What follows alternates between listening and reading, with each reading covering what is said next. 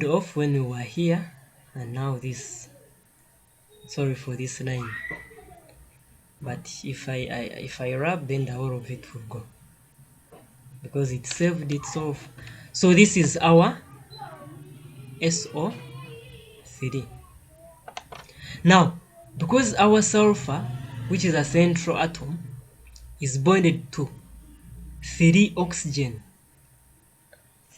atoms that are hungry, their electronegativities so high. You know, oxygen is highly electronegative than sulfur, but as if that's not enough, you are bonded to three oxygen atoms. Then these three oxygen atoms, they will pull the electrons away from sulfur, where this one will pull, this one pulls, and also this one pulls.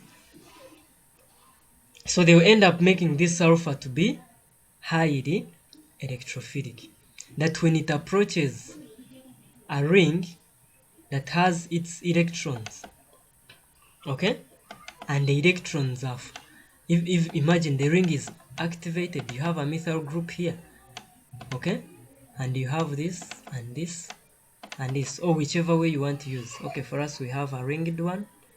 Okay, let's use a ringed one because you have to use what is given in a paper.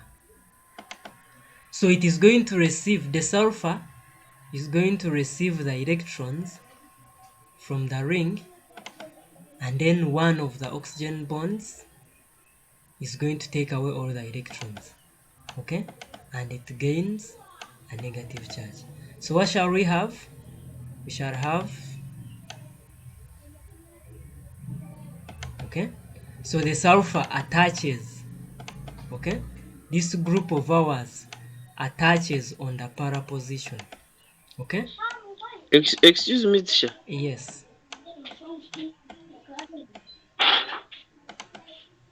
Excuse me, sir. Yes, I'm listening. So, teacher, the arrow from that circle in the benzene Yes, attaches on S, or it attaches on the it attaches bonding to.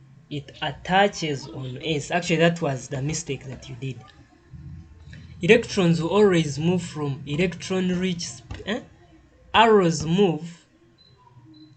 show the movement of electrons, okay, and the electron moves from electron rich centers to electron deficient Teacher, centers. Yes, I was asking, does this arrow coming from the circle in the from the benzene attaching the S, or it attaches the bond with O and S? it attaches on S. Not so? You've heard?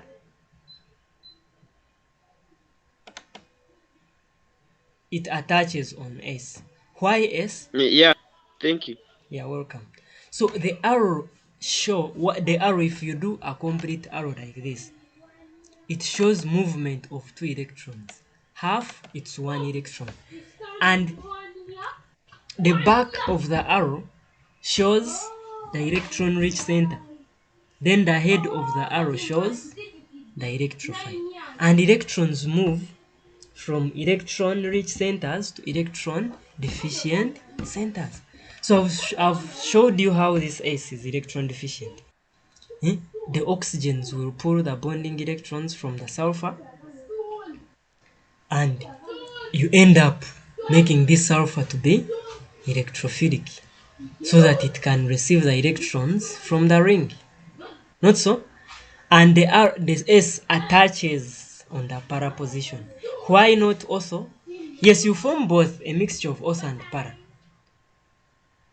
Because this is an activating group, it directs the incoming electrophile on the OSO and para. But why para, not OSO? It's because the same group that is attached, it offers some hindrance. It offers some steric hindrance, okay, to the incoming group, so that the group will prefer to attach on the para position. So when you do that, then you make a ring, okay, and then you put a plus, or you can do dotted. It is all the same thing, okay. You do dotted, and then you put half. And then after that, you have the H here, then the hydrogen sulfate, this one, is going to come and take away the electron, or even you're going to lose the electron, not this, it's not this, not this. You're going to lose the electron, sorry, the hydrogen ion, the proton, okay? And then the proton that is lost, the electrons are taken back to the ring, they delocalize, okay? And form back our ring. And then the hydrogen ion that is lost is going to be taken up by this oxygen, and you end up forming the methyl benzene sulfonic acid. So basically it's as simple as that. Methyl benzene sulfonic acid.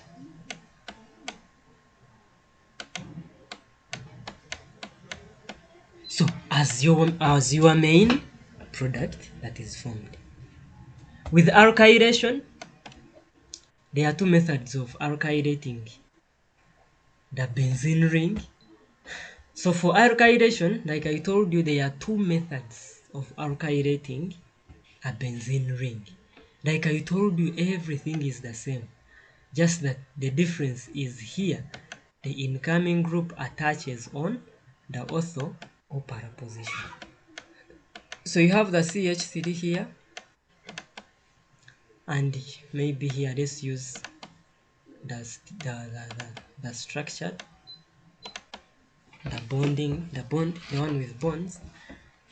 And now for alkylating, you can react it with an alkyl halide, and in this case we can use our methyl halide, okay, maybe methyl chloride, in presence of a halogen carrier. Maybe it can be iron 3 chloride. We shall form an alkyl methyl benzene. So this one can be 1,4-dimethyl benzene, for instance.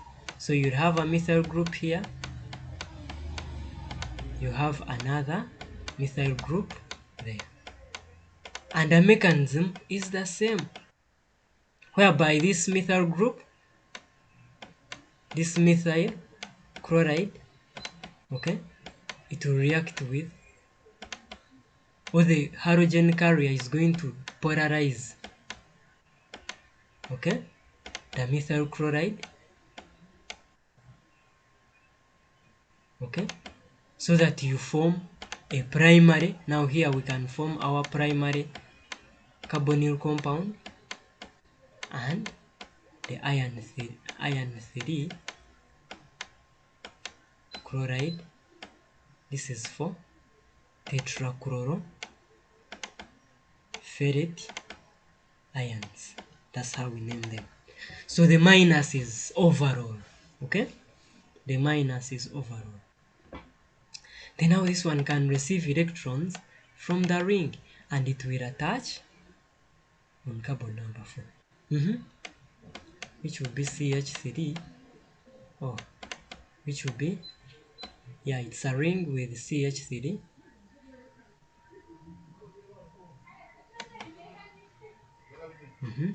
I can do this, oh, this is here, sorry for that, and then this is here, and then CH3.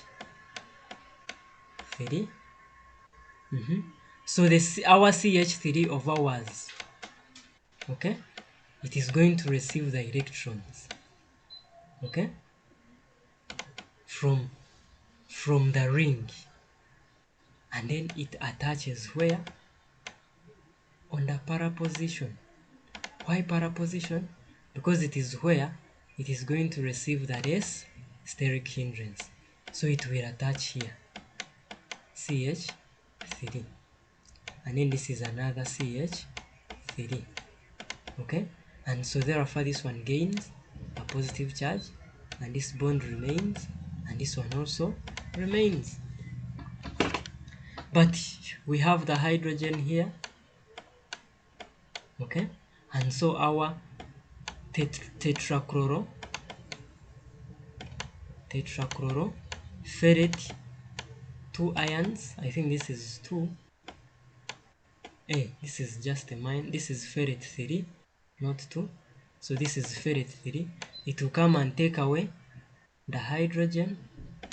Okay, and then this bond goes back inside.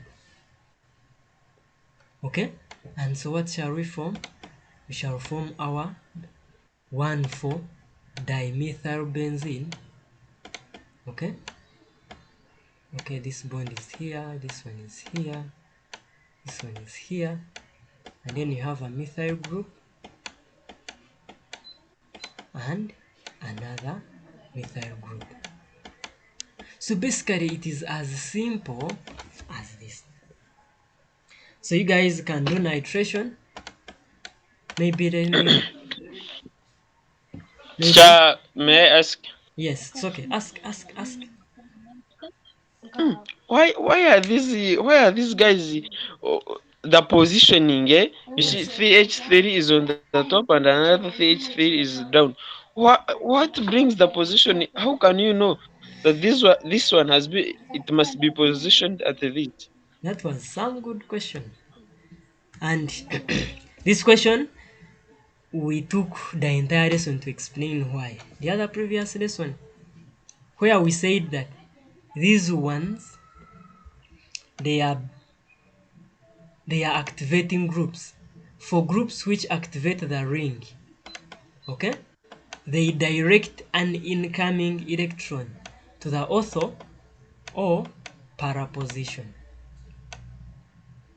Okay, and this is the ortho position of the ring.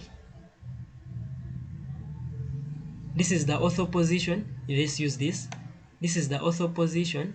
Oh, I wanted some different pen. Yeah, got it. So this is the ortho position of this ring, and this one is the para position. So the incoming electron will attach only here or here. So it has a choice which one, which position is it going to attach from. But when you react such a compound, when you carry out such a reaction, you form a mixture of both this, okay, and the one on the ortho position, okay, you and the one which is on the ortho position. So you have CH3 and the CH3. But now, because the alkyl group and another alkyl group, the incoming alkyl group on the ortho position, it will receive too much repulsion. We call it hindrance. The steric hindrance is going to be a lot from the group that has already attached on the ring. But the one that will attach on the para, it will receive no or little hindrance. So it will easily attach on the para position than how easily it will attach on the ortho position. Hence the major product will become this.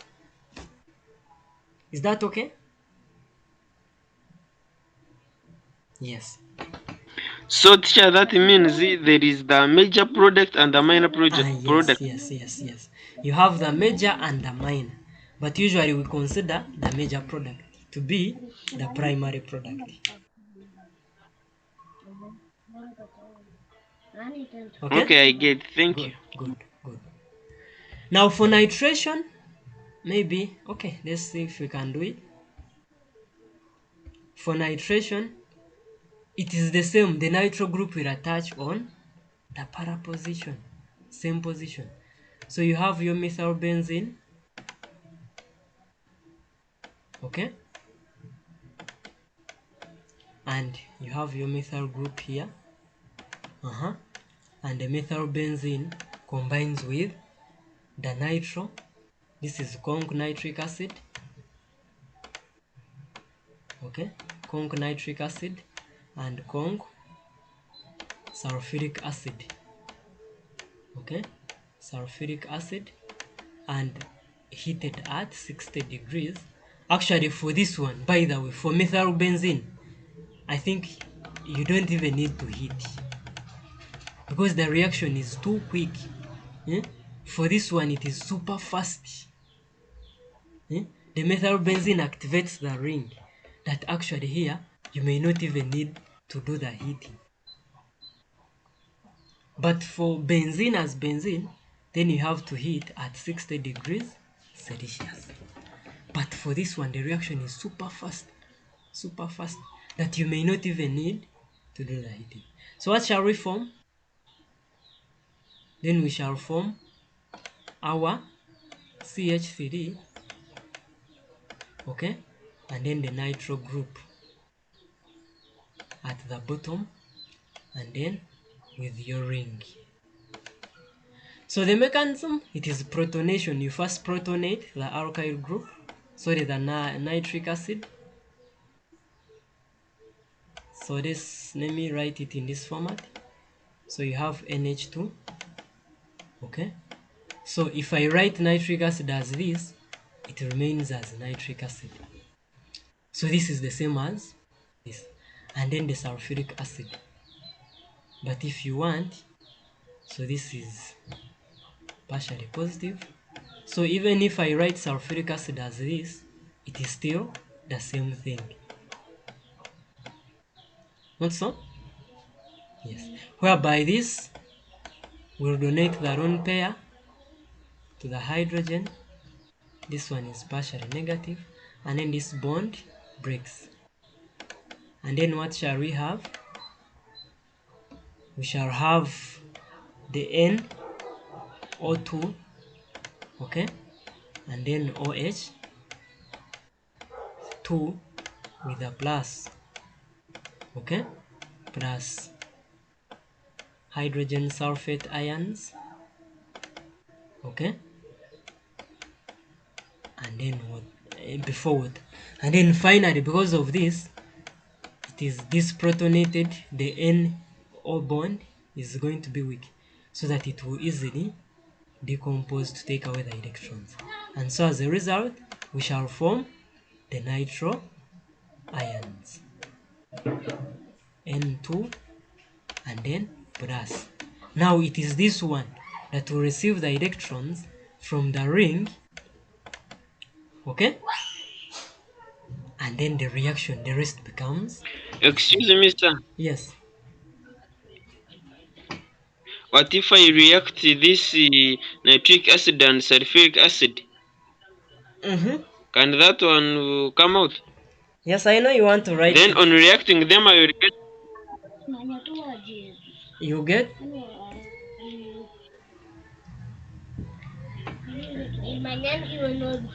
I know you want to write the general equation. Yeah, teacher. Teacher, that one becomes easy for me. I know you want to write the general equation. You want to write this, and then you write sulfuric acid. I know this is what you want. And then you form the nitro ion. Is it nitronium ion? Yes, it is nitronium ion. And then you form hydrogen sulfate ions. I know this is what you want. And then plus water. Exactly that one. I know this is what you want. Okay, it is also okay.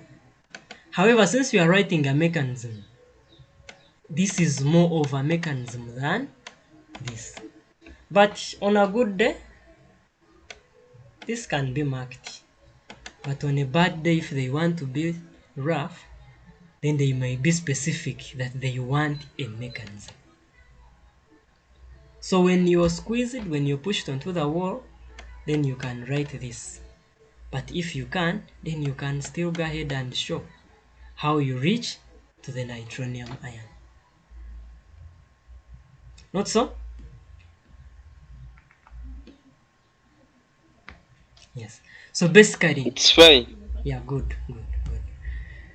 So basically, now when you get this, then you proceed to normal mechanism, okay?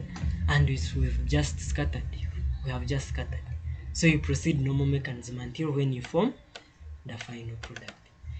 So otherwise, if there are no question, guys, then let's call it a day, and we meet in our next lesson when we are talking about other groups, actually the groups which do deactivate the ring.